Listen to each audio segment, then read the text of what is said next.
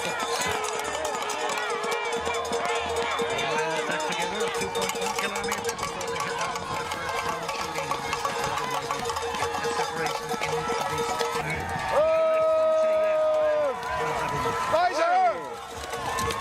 Ladies without a mistake. Twin snackar om det fortfarande. Herman för Wierer, Aymonier, Jorlova Perker där. En blå, lila, rosa kanske där. Now as they are in run for the on their way in for the Herman, Jorlova Perk, Russia. I gruppen Aymonier och Mäkera också bra längdåkare.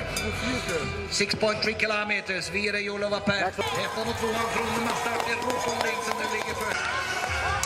Här kommer Herman och Aymonier och så är det Mäkera som är tretandra.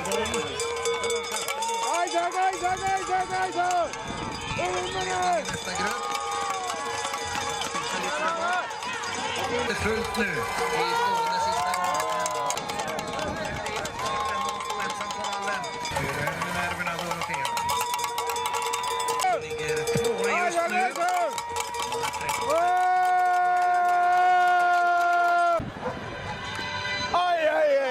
Och straffrundor, då är det spännande.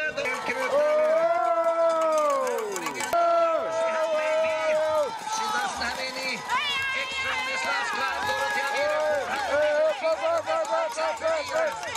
9.9 is now 7.1.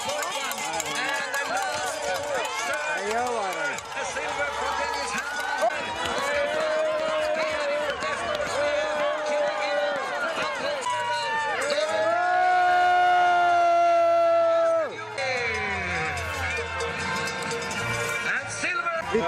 Vann jaktstarten och han silver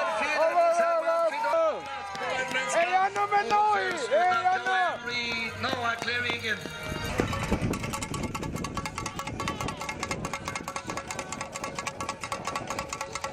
In first place, winner of the IBU gold medal and the new world champion, representing Italy,